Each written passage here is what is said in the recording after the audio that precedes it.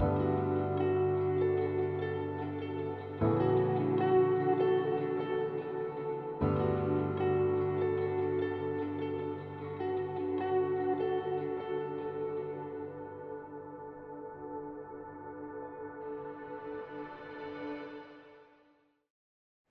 name is Carla Taylor.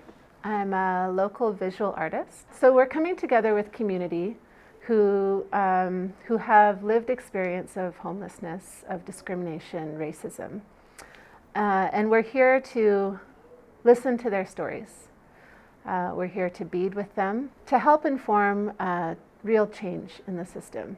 As I like to say, we're here to walk beside the participants. My name is Liz Collingbull Taylor. I'm a residential school survivor, foster care survivor, street survivor, any type of abuse survivor. I've been sexually abused, I've been mentally, emotionally, physically, pretty much all of it. Here in Edmonton, I found is one of the worst places for isms. Okay, prime example, this really bothers me. The absolute assumption that they look at the color of my skin and all they see is a homeless, addicted Aboriginal person, which is really offensive. So offensive. Nothing bothers me more is when someone asks if they wants to give me a sandwich. Because I always say, okay, the last time, it was just maybe a week and a half ago, I was walking towards Chinatown because I do still work with the homeless. So I'm walking down there and they come up and say, would you like a sandwich? And I'm like, no, thank you. And I said, can I ask you a question?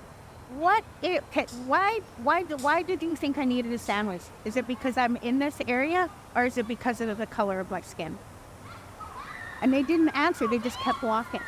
But that whole treating us, especially when people found out I used to be homeless, you can see the whole mentality out. Not all people, just some. You can see them that their attitude changed towards me, like I call it the sour lemon look. Them.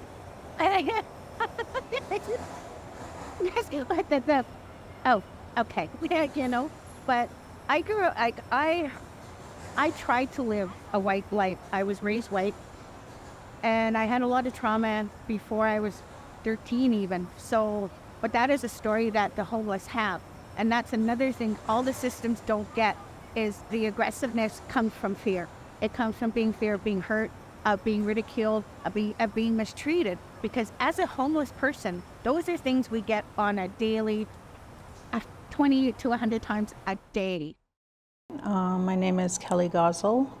My reserve is Whitefish Lake First Nation. That's up north by Gift Lake, Slave Lake area. But I've lived here in Edmonton since 2007. And I work here as an LPN, so I'm one of the main nurses around here with the clients and everybody else. Like I've been around and got to know that are affiliated with here. They've been through a lot of violence, a lot of trauma. A lot of them grew up in horrible places, and you know, a lot of their addictions is just to hide the pain. It's to numb the pain. A lot of them don't even know how it feels to feel safe. It also takes a lot of time for us to build up, you know, that trust with them.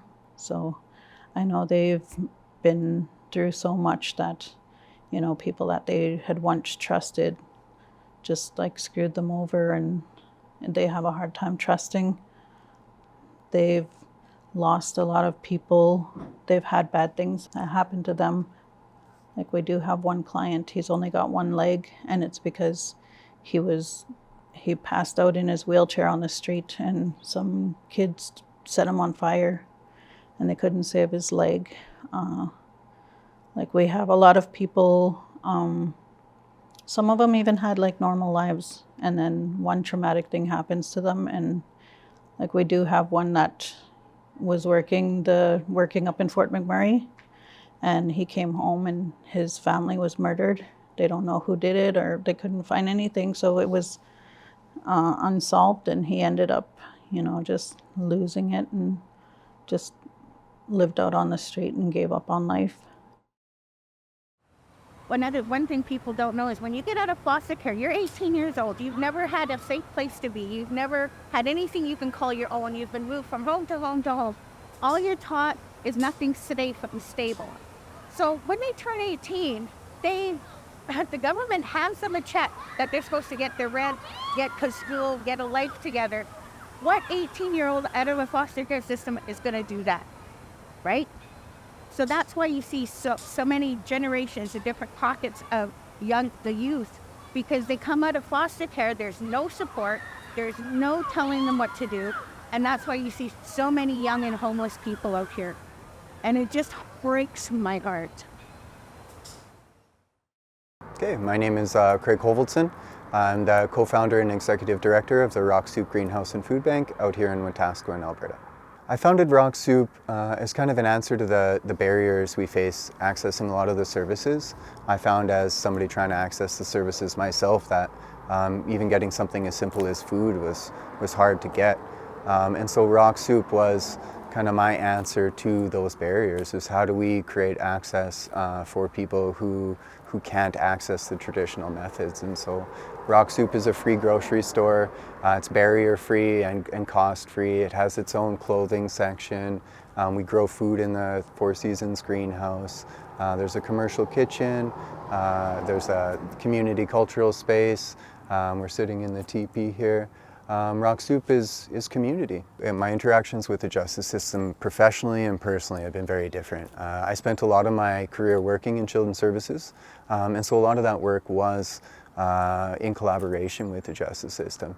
Seeing the faults that our youth face, seeing the barriers that they face, getting out of care just within the court system itself, the barriers of the parole and all the monetary fines, living in group care, the conditions of living are huge. And even working alongside that field was extremely challenging as a worker for children's services. As somebody who has now with Rock Soup, getting to see that experience on the other side, on the social justice side, was very different. It was violent. When we had the encampment here, and it's a simple Google of Wetaskiwin encampment Rock Soup, and you can see the violence that we faced. The struggle we had with law enforcement was real. A lot of us that run Rock Soup, a lot of the volunteers are youth. A lot of the youth have, trauma-related disabilities. A lot of those youth are LGBTQ, Indigenous, peeps that have triggers or trauma related to armed enforcement. And so when camp was here, they came heavy. They would be constantly here. We would be experiencing regular threats from the community. However, RCMP would be addressing, the unhoused population rather than the extreme threats. And so what I've seen from the justice side is that, there isn't a side of justice. The youth that go through it are penalized and punished, and even the workers that go through the system with them. My work-related injury is from working in children's services, just the vicarious trauma of it all. My name's Stacy Wollier, and I'm from Buffalo Lake. Can you talk about your experiences with the justice system? So law enforcement, interactions with police. Oh, yeah, those guys. Yeah, they beat me up. They knocked out all my teeth. That's why I have false teeth now. Yeah, and they beat me up from Rocky Mountain House. Then I went to Red Deer. I got beaten up again. And they once they have a hold of me, they even made me go to different shelters. I'm scared of them. I post-traumatic stress disorder. My children were taken away while I was incarcerated in Montreal, Quebec. And Losing my kids was the worst experience ever. And then now I don't know where my kids are. I don't know where my mom is. I only know my brother is the only one that knows about me. And that's, yeah. Where's your brother?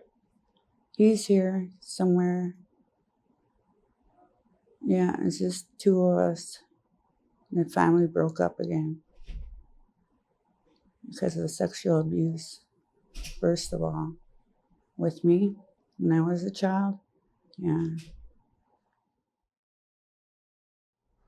Hello, my name is Arsan Buffin. I'm a site manager here at Niganan Housing Ventures for Ambrose Place, Omamuangugumik, and MacArthur Place. One of the many unique things about Ambrose Place and other Niganan housing sites is that we have harm reduction programs. So we have a managed alcohol program, managed cannabis program, managed tobacco program.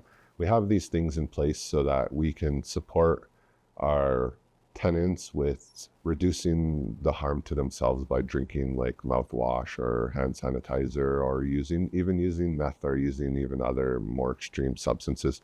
And we can maintain their housing, and we can maintain behaviors, maintain mental health challenges through these harm reduction practices.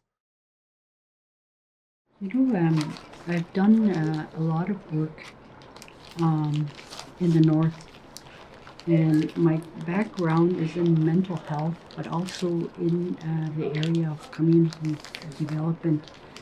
And I remembered back in early 80s, going into the communities, and we have a list like this, and I would talk in my language to the list, and there would be the old people would be there, and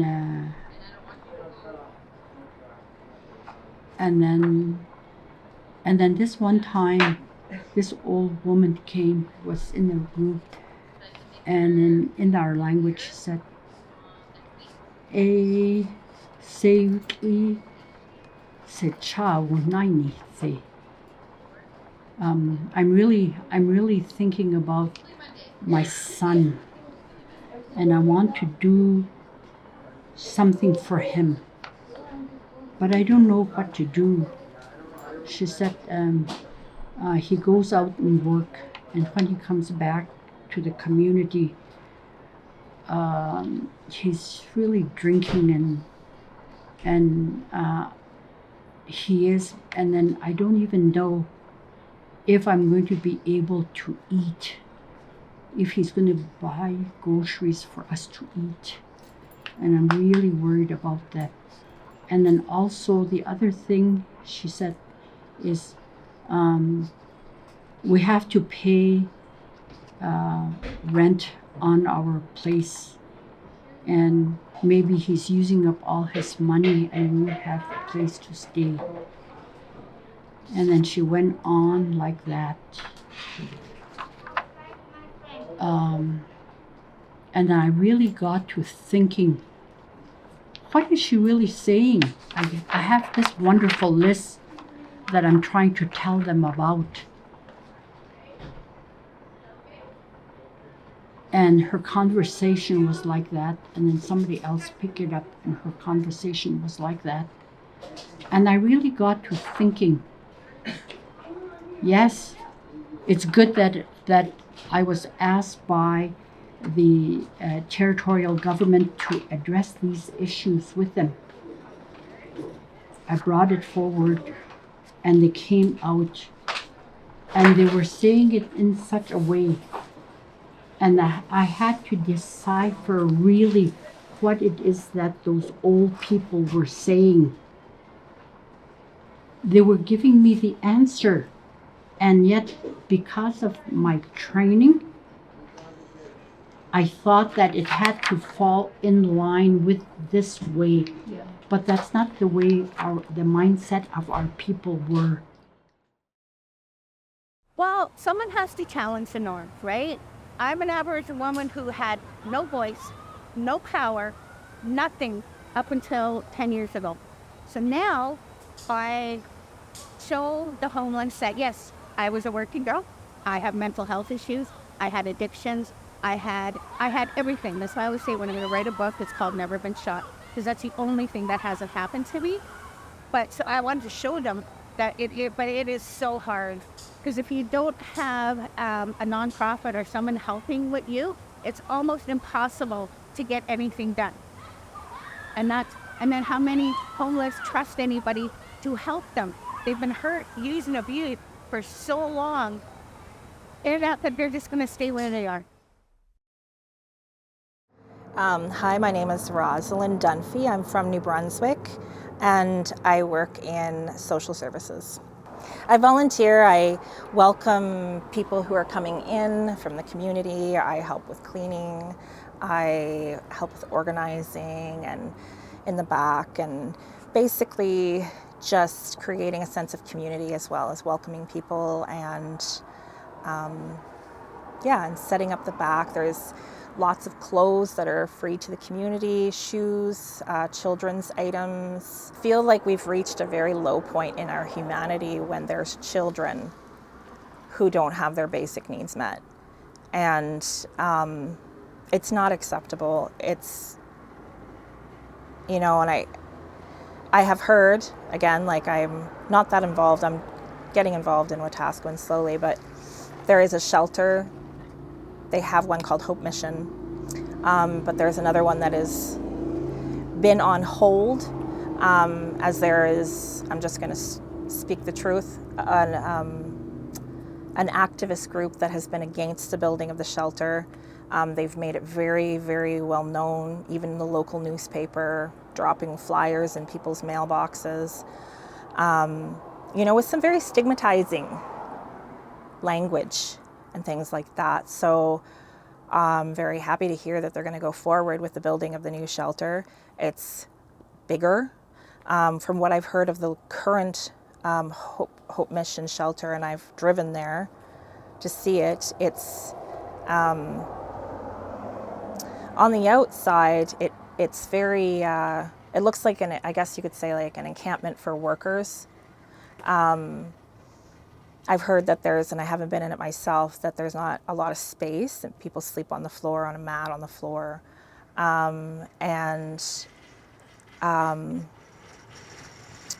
One thing I think is like really an issue is that the faith-based in terms of religion, especially given, the history, and then not even that much of a history right up until presently, Indigenous people. There's a large percentage of Indigenous people who are houseless in Wetaskiwin and staying there. And I guess they're not allowed to smudge in the building. And I think it's important to have, those traditional culture available there, and as well as non-religious. Because when it's Christian-based, there can be, especially with like the trauma in the residential schools, and with the church, that can be very traumatizing, and it can be very much a barrier to people accessing or staying there, because it could be, it could bring up things, that unresolved trauma, which, is not a safe place. Okay, so there's one woman shelter for the homeless, and if you do not stand in line, and if you do not come back and keep your bed by, it used to be 7 o'clock at night, they give it away. When I was homeless, everything changes, like the managers change and everything, but I remember having to get in line around 4 o'clock in the afternoon, and there might have been 30 to 40 to 50 women going around the building. That's how many homeless women, with one homeless shelter, with 100 and some beds, and a lot of the women don't leave their beds. So they take the first 8 to 10. And after that, you're SOL. You go to the drunk tank, you go to the Hope Mission, which is as scary as can be, especially for a woman. And if you were using, they wouldn't take you in at the homeless shelter. They do now, but it's called harm reduction. But back when I was on the street, you had to go to what they called the basement. I can't remember what they called it now. It was a dank basement. If you were drunk and you just it was horrible. It was scary. The last time I was there, and I swore I'd never go back. I'd rather sleep outside. That they have people watching you on these mats, and you're so close. And if you have trauma, it's like, oh, you're this far apart from everybody. Head to head, you got two mats like this, and then a little tiny space, more mat. And I know it's because there's so many people, but how can you sleep like that? When I was there, you cover up with blankets, and then guys would accidentally fall on you. Which is like, ah. So then if you come from the street, you got to protect yourself. So the anger kisses come out. Then you either get kicked out and out for life, or you get molested. Take your pick. What do you think that the city can do to help you feel included? Make our own. They have Chinatown. Why don't we get a town? That'd be cool. Yeah.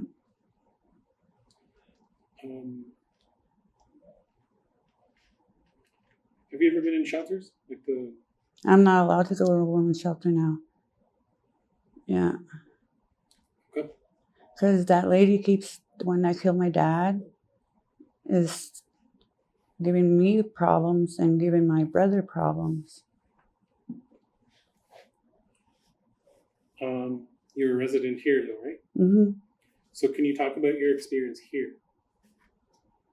It's good. I at first I didn't like it because I'm not used to all these people. But then I started getting attached. I got attached to a couple of women, and they helped me through. How long have you been living here? Over a year. And is there like a time limit for you to be here? Like, they said permanent, but I'm not gonna. No way, man. I can't stay here forever. Yeah. What's your favorite part about Ambrose Place? We communicate. And they pause and they really, well, what's bothering you? And then, they're like friends. So they care. Yeah, they care a lot. Deeply, actually. And what about the residents? What's your experience with them? There's a few of them that I'm kind of scared of because they're really loud. Yeah. That's what gets me. It reminds me of when I was young and people were drinking around me. They yell and whatever. Fight. Yeah. Can you go through with me your average day here? I've been waiting for my brother, so I sit on the table where I can see the door, because nobody's been answering the phones. I don't see them answering the phone barely. Yeah, but yeah, that happened to me. Yeah, a couple times I seen them not letting the people in. But I don't know what that's their problem. I still open the door. So you wait for your brother, and then what?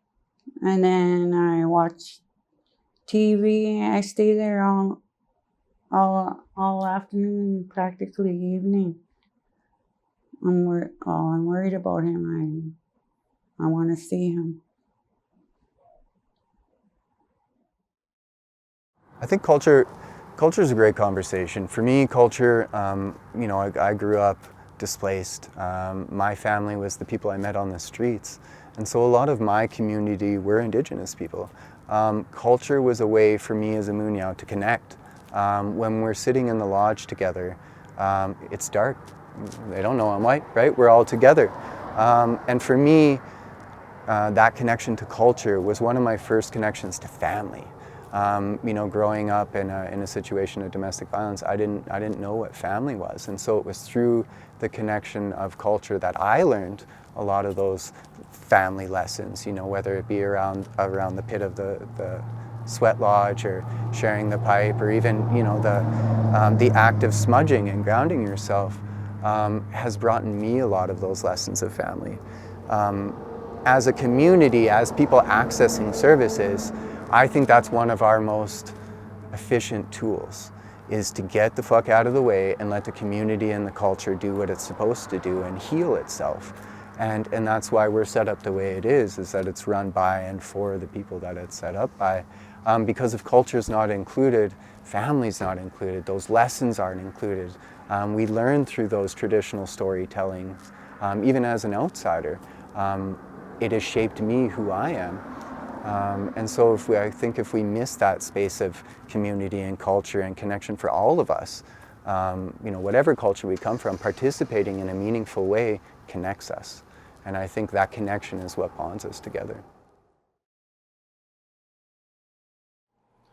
I think one of the best approaches is that I've seen worked is just meeting them where they're at. If they're sitting there giggling and saying, look at the little baby walk, and there's nothing there, like, sit there and giggle with them and be like, you know, just be part of their world and don't act like it's such a horrible thing, because that's what isolates them. That is their world, that is their reality.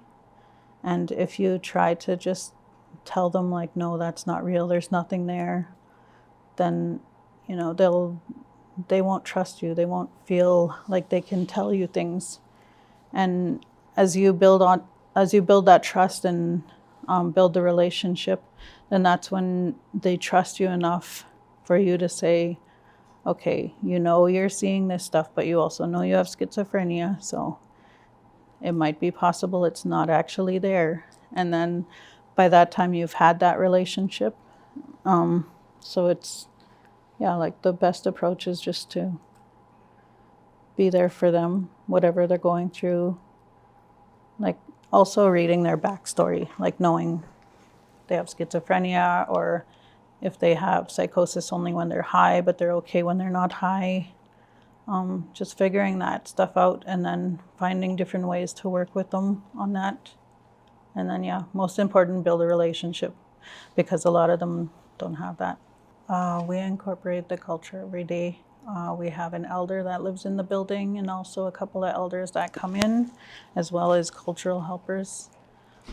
We have the ceremony room where they can come smudge whenever they want. The door does not have a latch, so it just opens. We also have our elder. He goes around the building every morning and smudges every floor. And then he also asks the residents and the staff if they would like to smudge. And the residents, they have connected quite a bit to their culture just from being here. So they know at this point, like, if they need extra prayer or extra help, you can tell, because they'll run to that smudge right away. We also have different ceremonies, the solstices of the seasons. So we just had our spring solstice. I think it was March 22nd. So, and then everyone participates in that. What else? Yeah, we do a lot of different things. On the land training, we have sweats. And then they have sharing circles here, as well as Wellbriety meetings. So we make sure to incorporate the culture into it quite a bit, because we know from our experiences and also from theirs that being connected to our culture and our ancestors just gives us way more strength. My name is Brenda Mercer. My Dakota name is Wakangu Washte Win, which means good sweetgrass woman.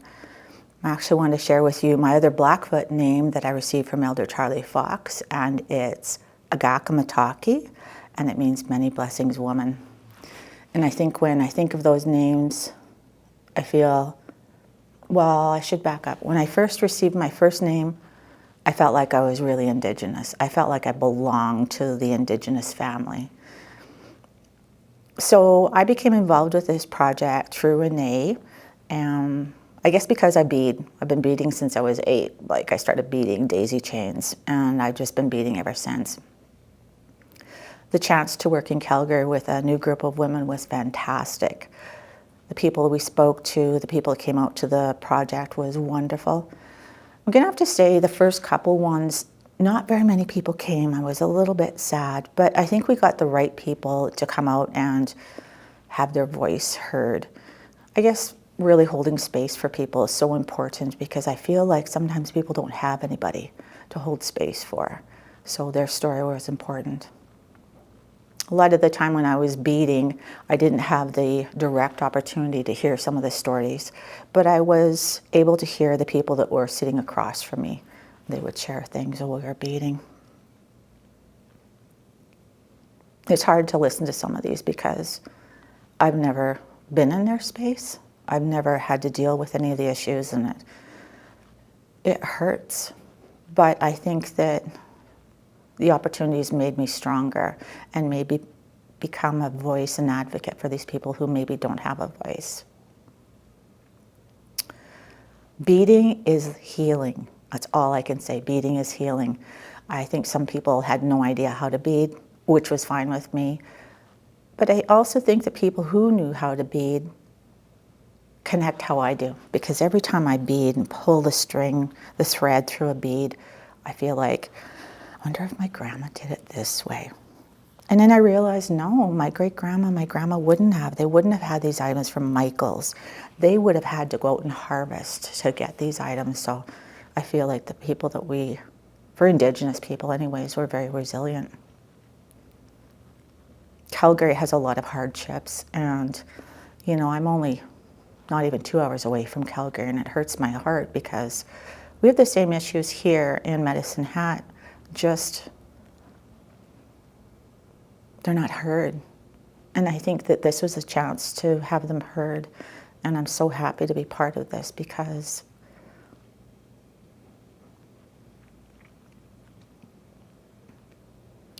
we all deserve the same thing: food, shelter, love, and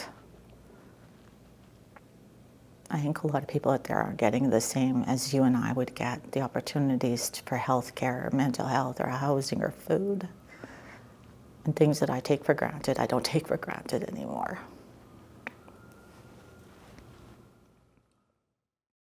My name is Cindy Noski. I am originally from the Peavine Métis settlement. I currently reside in Grand Prairie. So I'm the youth hub coordinator at Grand Prairie's Kickstand, which is operated by the Sunrise House Youth Emergency Shelter in Grand Prairie. So we were the space that this project took part in, or took place in, I guess I should say. I just loved it. I thought it was so great. The food was really good. So we had Alex who was there, Alexandra Gladue. She was cooking for us, and she's a great cook. So she gave us some great food. The conversations between the youth and Roseanne and Fran were also very, very impactful. Something I think that's needed is that kind of that cultural connection between the Indigenous youth that come into our shelter. I don't know, the beading itself was fun, which we ended up turning into like a beautiful art project. in the end. The policing was a huge thing, so problems with the police that they have, violence with the police. I think that was the most prominent issue that stood out. There was one youth that was very specific about their interactions with the police. Previously, they haven't had any interactions with the police, and then their first kind of interaction was pretty violent, and I think they were pretty traumatized by the whole event, and so now that's going to be a struggle for them going forward, dealing with the police. I guess with our shelter, we do have police coming in on a regular basis, just trying to build that connection with them, build that relationship, to try to, I guess, let them know that there's not all bad cops out there. There are some that kind of ruin it, but there are some good ones out there, so that's one good thing that our shelter tries to do is build that relationship with the police force in Grand Prairie. I don't have a lot of experience with the Grand Prairie education system just because I haven't been there long enough, but what I did notice and what Fran had mentioned before is, so if they're in school, they're in a regular high school, they get kicked out, they don't really have too many places to go.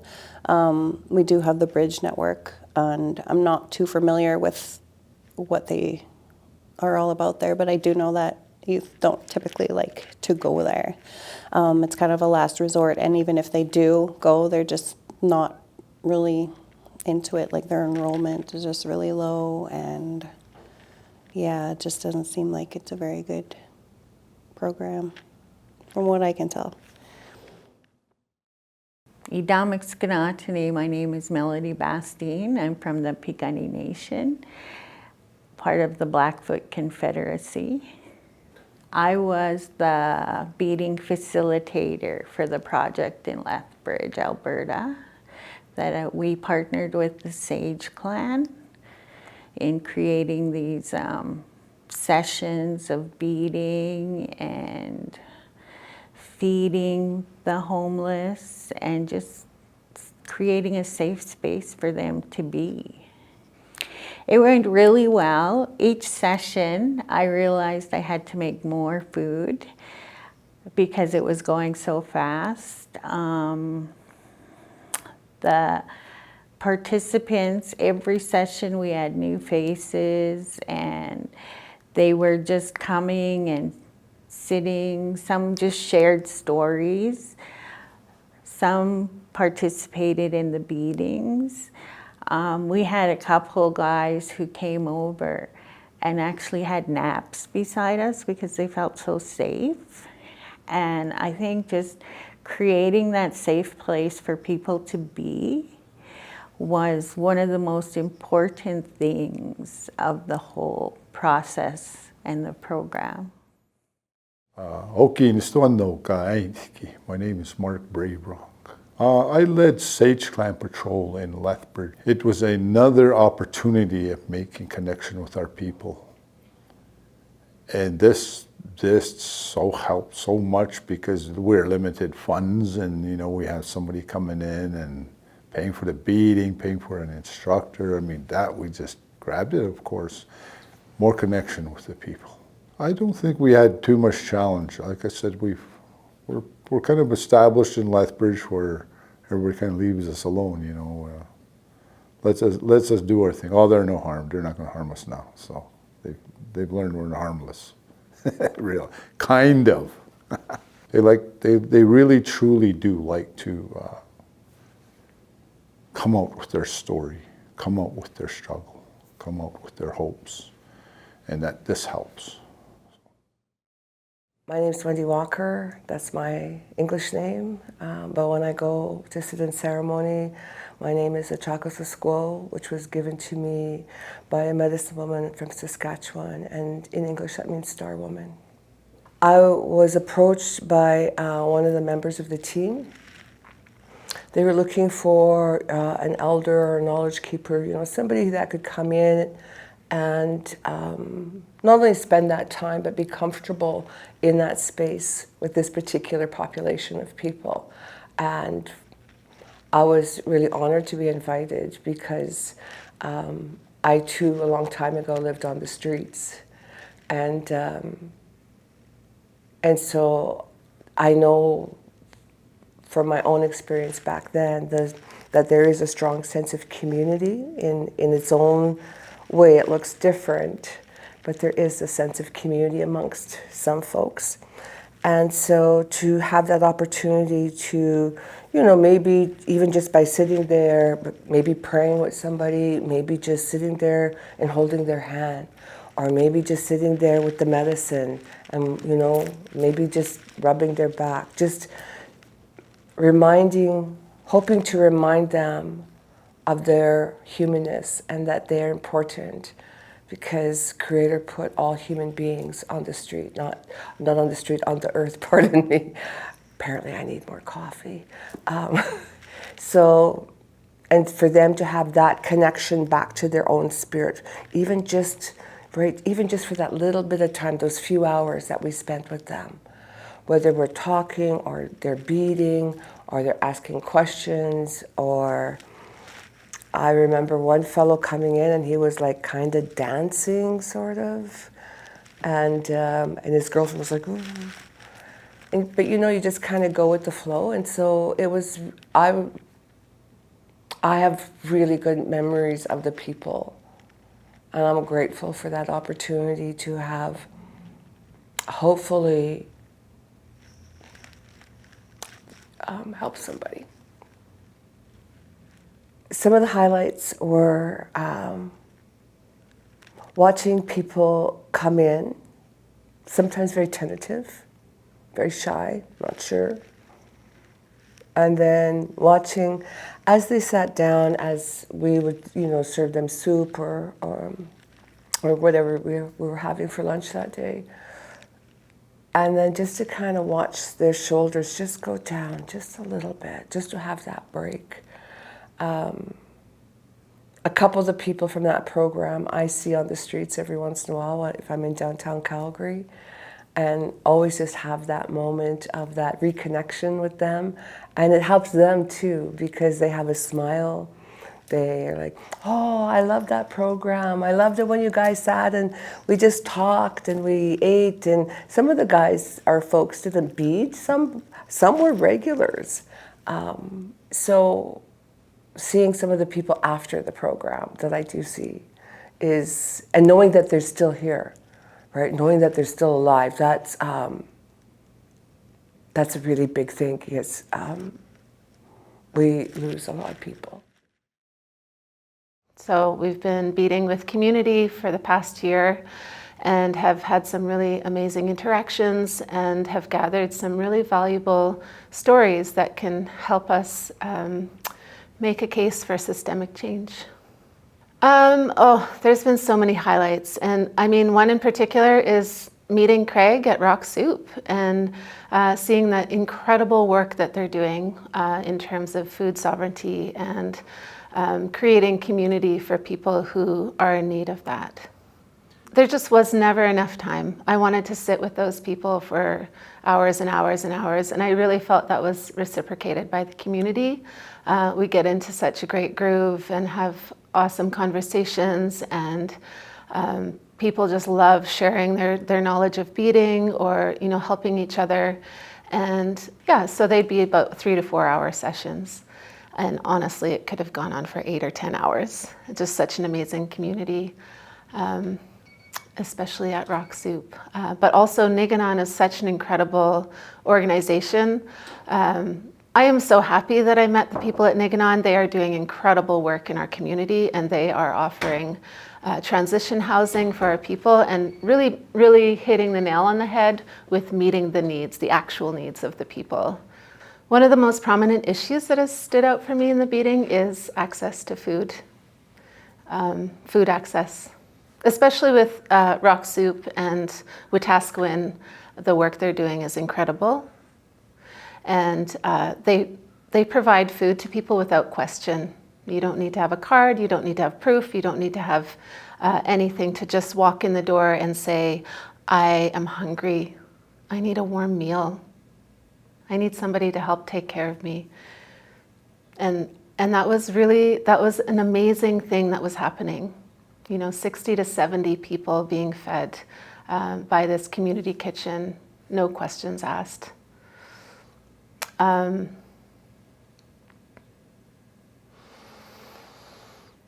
I feel like there's a lot more.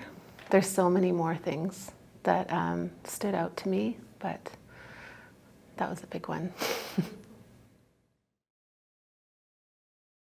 We passed on our trauma to our children, and it's really hard to acknowledge that we fucked up, we made mistakes to our children, and they need to know that they're loved, and like we have our own stories, we're our own persons before we became a parent, so we're still dealing with our own traumas, but we need supports and family systems, and we need to start with elders that are healthy and could show us the way. So yeah, so I'm really glad to be here. So I see best of everything to everybody for so every day. Yes, me too. And I hope I see you on TV. Auntie's gonna stalk you. Just kidding.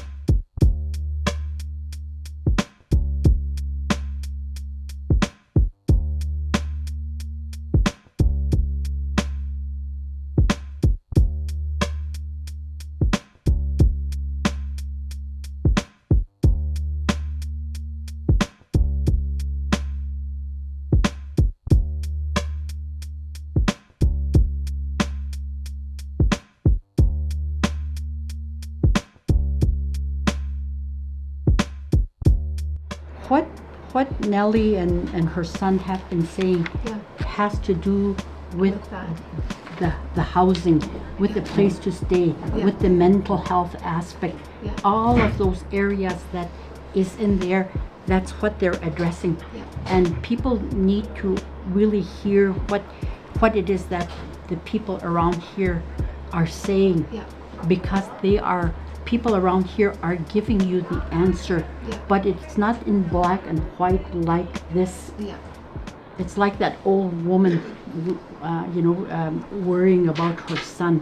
Where is he going to be sleeping? What's going to happen to him? All of that is there, and that's the answer. So people today need to really listen to what it is that people around the table are saying.